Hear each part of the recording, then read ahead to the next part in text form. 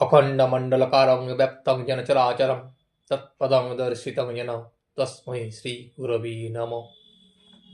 ঠাকুর, মা ও স্বামীজির চরণে শতকোটি প্রণাম জানিয়ে আজকের পাঠ শুরু করব।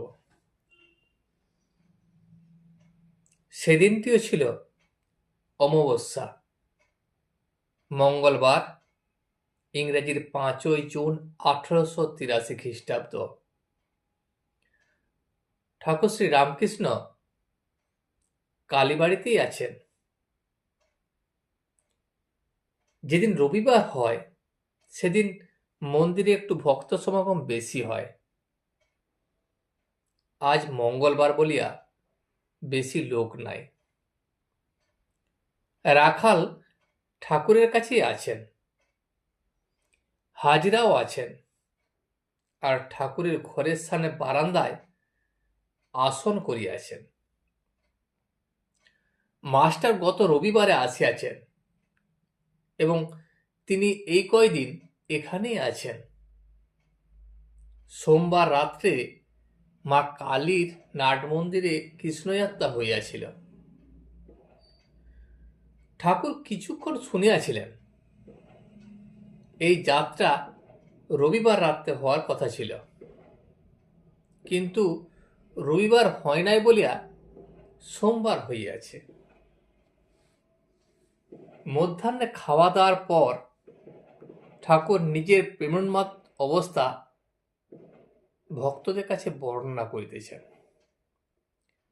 ঠাকুর মাস্টারকে বলিলেন, তখন কি অবস্থা গিয়েছে, এখানে খেতুম না, বরাহনগরে কি দক্ষিণেশ্বরে কি এড়েদয়ে কোনো বামুনের বাড়ি গিয়ে পড়তুম। আবার পড়তুম কখন জানো? অবেলায়। সেখানে গিয়ে বসতুম, মুখে কিছু কথা বলতাম না। বাড়ির লোক যদি কিছু জিজ্ঞাসা করত, কেবল বলতাম আমি এখানে খাবো, আর কোনো কথা নাই। আবার আলমবাজারে রাম চাটুর্যের বাড়িতে যেতাম। কখনো দক্ষিণেশ্বরের সাবর্ণ চৌধুরীদের বাড়িতে যেতাম। তাদের বাড়ি খেতুম বটে, কিন্তু ভালো লাগতো না, কেমন যেন আষ্টে আষ্টে গন্ধ ছাড়ত। একদিন তো ধরে বসলাম দেবেন্দ্র ঠাকুরের বাড়ি যাব। তা সেজবাবুকে বললুম যে দেবেন্দ্র ঈশ্বরের নাম করে, তাকে আমি একবার দেখব, আমায় সেখানে রয়ে যাবে? সেজবাবু তার আবার ভারী অভিমান, সে সেধে লোকের বাড়ি যায় না। এগুপিছু করতে লাগলো। তারপর বললে, আচ্ছা, দেবেন্দ্র আর আমি একসঙ্গে পড়েছিলাম, তা চলো বাবা, তোমায় নিয়ে যাব। একদিন শুনলাম বাগবাজারের পোলের কাছে দিন মুখুজ্জে বলে একটি ভালো লোক ভক্ত আছে। সেজবাবুকে ধরলাম, দিনু মুখুজ্জের বাড়ি যাও। সেজবাবু আর কি করে, গাড়ি করে সেখানে নিয়ে গেল। তো বাড়িটি ছোট, আবার মস্ত গাড়ি করে এক বড় মানুষ এসেছে, তারাও অপ্রস্তুত আর আমরাও অপ্রস্তুত। তার আবার ছেলের পৈতে কোথায় বসায়। আমরা পাশের ঘরে যাচ্ছিলাম, তা বলে উঠল, ওখানে মেয়েরা যাবেন না। মহা অপ্রস্তুত। সেজবাবু ফেরবার সময় কি বললে জানো? বললে, বাবা, তোমার কথা শুনে আর আসবো না কোথাও। আমি তখন হাসতে লাগলো। সে কি অবস্থায় গেছে, কুমার সিং সাধু বচন করাবে, তা আমায় নিমন্ত্রণ করলে। গিয়ে দেখলুম অনেক সাধু এসেছে। আমি বসলে পরে সাধুরা কেউ কেউ আমার পরিচয় জিজ্ঞাসা করলে। যাই জিজ্ঞাসা করা, আমি অমনি আলাদা বসতে গেলাম। ভাবলাম অত খবরে কাজ কি, তারপর যেই সকলকে পাতা পেতে খেতে বসালে, কেউ কিছু না বলতে বলতে আমি আগে খেতে লাগলাম। যখন সাধুরা কেউ কেউ বলতে লাগলো, আমি শুনতে পেলাম, আরে এ কে আরে? বেলা তখন 5টা হইয়াছে। ঠাকুর বারান্দার কোলে যে সিঁড়ি, তাহার উপর বসিয়া আছেন। রাখাল, হাজরা ও মাস্টার ঠাকুরের কাছে বসিয়া আছেন। হাজরার এমন ভাব, সোহম। ঠাকুর হাজরাকে বললেন, হ্যাঁ, সব গোল মেটে। তিনি আস্তিক, তিনি নাস্তিক, তিনি ভালো, তিনি মন্দ, তিনি সৎ, আবার তিনি অসৎ। জাগা, ঘুম, এসব অবস্থা তাঁরই, আবার তিনি এসব অবস্থারও পার। একজন চাষার বেশি বয়সে একটি ছেলে হয়েছিল। ছেলেটিকে খুব যত্ন করে। ছেলেটি ক্রমে বড় হলো। একদিন চাষা খেতে কাজ করছে, এমন সময় একজন এসে খবর দিলে যে ছেলেটির ভারী অসুখ। ছেলে যায়, তো বাড়িতে এসে দেখে ছেলে মারা গেছে। তখন তার পরিবার খুব কাঁদছে, কিন্তু চাষার চোখে একটুও জল নাই। পরিবার প্রতিবেশীদের কাছে তাই আরো দুঃখ করতে লাগলো যে এমন ছেলেটি গেল, এর চোখে একটু জল পর্যন্ত নাই। অনেকক্ষণ পরে চাষা পরিবারকে সম্বোধন করে বললে, কেন কাঁদছি না জানো? আমি কাল স্বপ্ন দেখেছিলাম যে আমি রাজা হয়েছি আর 7 ছেলের বাপ হয়েছি। স্বপ্নে দেখলাম যে ছেলেগুলি রূপে গুণে খুব সুন্দর। তারা ক্রমে বড় হলো, বিদ্যা ধর্ম উপার্জন করলে। এমন সময় আমার ঘুম ভেঙে গেল। তো এখন ভাবছি যে তোমার ওই এক ছেলের জন্য কাঁদবো, কি আমার 7 ছেলের জন্য কাঁদবো। জ্ঞানীদের মতে স্বপন অবস্থা যেমন সত্য, আবার জাগ্রত অবস্থাও তেমনি সত্য। ঈশ্বর কর্তা, তাঁর ইচ্ছাতেই সবকিছুই হচ্ছে। তখন হাজরা বলিলেন, কিন্তু বোঝা বড় শক্ত। ভূ কৈলাসের সাধুকে কত কষ্ট দিয়ে একরকম মেরে ফেলা হলো। তখন সাধুটিকে সমাধিস্থ পেয়েছিল। কখনো মাটির ভিতরে পুঁতে, আবার কখনো জলের ভিতর রাখে, কখনো গায়ে ছেঁকা দেয়। এই রকম করে তার চৈতন্য করালে। তার ওইসব যন্ত্রণায় দেহত্যাগ হলো। লোক যন্ত্রণাও দিলে, আর ঈশ্বরের ইচ্ছাতে মারাও গেল। ঠাকুর তখন বলিলেন, যা যা কর্ম তার ফল সে পাবে। কিন্তু ঈশ্বরের ইচ্ছায় সে সাধুর দেহত্যাগ হলো। কবিরাজের বোতলের ভিতর মকরধ্বজ তৈয়ার হয়, চারিদিকে মাটি দিয়ে আগুন ফেলে রাখে। বোতলের ভিতর যে সোনা আছে, সেই সোনা আগুনের তাতে আরো অন্য জিনিসের সঙ্গে মিশে মকরধ্বজ হয়। তখন কবিরাজ বোতলটি লয়ে আস্তে আস্তে ভেঙে ভিতরের মকরধ্বজ রেখে দেয়। তখন আর বোতল থাকলেই বা কি, আর গেলেই বা কি। ঠিক তেমনি লোকে ভাবে সাধুকে মেরে ফেললে, কিন্তু হয়তো সে যে জিনিস তৈরির জন্য সাধনা করছিল, সেই জিনিস তার তৈয়ার হয়ে গিয়েছিল। তাই ভগবান লাভের পর শরীর থাকলেই বাকি, আর গেলেই বাকি।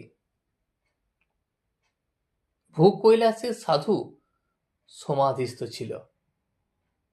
সমাধি অনেক প্রকার। হৃষিকেশের সাধুর সঙ্গে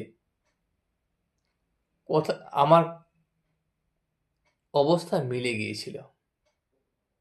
কখনো দেখি শরীরের ভিতর বায়ু চলছে, যেন পিঁপড়ের মতো, কখনো বা ছড়াৎ ছড়াৎ করে। বানর যেমন এক ডাল থেকে আরেক ডালে লাফায়, কখনো মাছের মতো গতি। যার হয় সেই জানে। তখন জগৎ ভুল হয়ে যায়। আবার মনটা একটু নামলে বলি, মা আমায় ভালো করো, আমি কথা কব। ঈশ্বরকোটি বা অবতার না হলে সমাধির পর আর ফেরে না। জীব কেউ কেউ সাধনার জোরে সমাধিস্থ হয়, কিন্তু তারা আর ফেরে না। তিনি যখন নিজে মানুষ হয়ে আসেন, অবতার হন, জীবের মুক্তির চাবি তার হাতে থাকে। তখন সমাধির পর তিনি আবার ফেরেন লোকের মঙ্গলের জন্য। মাস্টার স্বগতভাবে বললেন, ঠাকুরের হাতে কি জীবের মুক্তির চাবি? হাজরা তখন বললেন যে ঈশ্বরকে তুষ্ট করতে পারলেই হলো। তিনি অবতার থাকুন আর নাই থাকুন। ঠাকুর তখন হাসিলেন এবং হাসিয়া বলিলেন, হ্যাঁ হ্যাঁ, বিষ্ণুপুরে রেজিস্ট্রারের বড় অফিস, সেখানে একবার রেজিস্ট্রি করতে পারলে আর গোঘাটে গোল থাকে না। আজ মঙ্গলবার অমাবস্যা, সন্ধ্যা হইল, ঠাকুর বাড়িতে আরতি হইতেছে। দ্বাদশ শিব মন্দিরে, রাধাকান্তের মন্দিরে ও ভবতারিণীর মন্দিরে শঙ্খা ঘণ্টাধ্বনির মঙ্গল বাজনা হইতেছে। আরতি সমাপ্ত হইলে কিয়ৎক্ষণ পরে ঠাকুর শ্রীরামকৃষ্ণ নিজের ঘর হইতে দক্ষিণে বারান্দায় আসিয়া বসিলেন। চতুর্দিকে নিবিড় আঁধার, কেবল ঠাকুর বাড়িতে স্থানে স্থানে দীপ জ্বলিতেছে, আর ভাগীরথী বক্ষে আকাশের কালো ছায়া পড়িয়াছে। অমাবস্যা বলে ঠাকুর সহজেই আজ ভাবময়। আজ ভাব ঘনীভূত হইয়াছে। শ্রীমুখে মাঝে মাঝে প্রণব উচ্চারণ ও মার নাম করিতেছেন। গ্রীষ্মকাল, তাই ঘরের ভিতর বড় গরম, তাই তিনি বারান্দায় আসিয়াছেন। একজন ভক্ত একটি মচলন্দের মাদুর দিয়াছেন, সেইটি বারান্দায় পাতা হইল। ঠাকুরের অহর্নিশি মার চিন্তা। তিনি শুইয়া শুইয়া মনির সঙ্গে ফিসফিস করিয়া কথা কহিতেছেন। ঠাকুর বললেন, দেখো, ঈশ্বরকে দর্শন করা যায়। অমুকের দর্শন হয়েছে, কিন্তু কারুকে বলো না। আচ্ছা, তোমার রূপ না নিরাকার ভালো লাগে? মণি তখন বললেন, আজ্ঞা, এখন একটু নিরাকার ভালো লাগে, তবে একটু একটু বুঝেছি যে তিনি সব সাকারও হয়েছেন। ঠাকুর বললেন, দেখো, আমায় বেলঘরে মতিশিলের ঝিলে গাড়ি করে নিয়ে যাবে? সেখানে মুড়ি ফেলে যদি দাও, তো মাছ এসে সব মুড়ি খাবে। আহা, মাছগুলি কি ক্রীড়া করে বেড়াচ্ছে, দেখলে খুব আনন্দ হয়। তুমিও যদি দেখো, তোমারও উদ্দীপন হবে, যেন সচ্চিদানন্দ সাগরে আত্মারূপ মীন ক্রীড়া করছে। তেমনি খুব বড় মাঠে দাঁড়ালে ঈশ্বরীয় ভাব হয়, যেন হাড়ির মাছ পুকুরে এসেছে। তাকে দর্শন করতে হলে সাধনের দরকার। আমাকে কঠোর সাধন করতে হয়েছে। বেলতলায় কত রকম সাধন করেছি, গাছতলায় পড়ে থাকতাম, মা দেখা দাও বলে। চোখের জলে গা ভেসে যেত। মণি তখন বললেন, আপনি কত সাধন করেছেন, আর লোকের কি এক্ষণে হয়ে যাবে?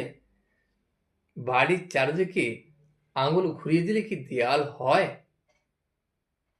ঠাকুর তখন হাসিয়া বলিলেন, অমৃত বলে, একজন আগুন করলে 10 জন পোয়ায়। আরেকটি কথা, নিত্যে পৌঁছে লীলায় থাকা ভালো। মণি আবার বললেন, আপনি বলছেন লীলা বিলাসের জন্য। ঠাকুর বললেন, না, লীলাও সত্য। আর দেখো, যখন আসবে তখন হাতে করে একটু কিছু আনবে, নিজে বলতে নাই তাতে অভিমান হয়। অধর সেনকেও বলি 1 পয়সার কিছু নিয়ে এসো, ভবনাথকে বলি 1 পয়সা পান আনিস। ভবনাথের কেমন ভক্তি দেখেছ তো? নরেন্দ্র, ভবনাথ এরা যেন নরনারী। ভবনাথ নরেন্দ্রের খুব অনুগত। নরেন্দ্রকে গাড়িতে করে এনো, কিছু খাবার আনবে, এতে খুব ভালো হয়। জ্ঞান ও ভক্তি 2 পথ। ভক্তি পথে একটু আচার বেশি করতে হয়, আর জ্ঞান পথে যদি অনাচার কেউ করে সে তবে নষ্ট হয়ে যায়। বেশি আগুন জ্বাললে কলা গাছটাও ভেতরে ফেলে দিলে পুড়ে যায়। জ্ঞানীর পথ বিচার পথ। সে বিচার করতে করতে নাস্তিক ভাব হয়তো কখন কখন এসে পড়ে, আর ভক্তের আন্তরিক তাকে জানবার ইচ্ছা থাকলে নাস্তিক ভাব এলেও সে ঈশ্বর চিন্তা ছেড়ে দেয় না। যার বাপ পিতামহ চাষ করছে, 1000 শুকা বৎসরে ফসল না হলেও সে চাষ করে। ঠাকুর তাকিয়ার উপর মস্তক রাখিয়া শুইয়া কথা কহিতেছেন। মাঝে মণিকে বলিয়াছিলেন, আমার পাটা একটু কামড়াচ্ছে, একটু হাত বুলিয়ে দাও তো। তিনি সেই অহেতুক কৃপা সিন্ধু গুরুদেবের শ্রীপাদবদ্ধ সেবা করিতে করিতে শ্রীমুখ হইতে বেদধ্বনি শুনিতেছিলেন। আজ এই পর্যন্তই। ভিডিওটি শেষ পর্যন্ত দেখার জন্য আপনাকে অসংখ্য ধন্যবাদ। ভিডিওটি যদি আপনার ভালো লেগে থাকে তাহলে একটা লাইক, কমেন্ট এবং বন্ধুর সাথে শেয়ার করে দেবেন। সাবস্ক্রাইব করে পাশে থাকা বেল আইকনটি বাজিয়ে দেবেন, যাতে আপনাদের নতুন ভিডিওগুলি সর্বপ্রথম আপনার কাছে পৌঁছে যায়। জয় শ্রী রামকৃষ্ণ, জয় শ্রী রামকৃষ্ণ, জয় শ্রী রামকৃষ্ণ।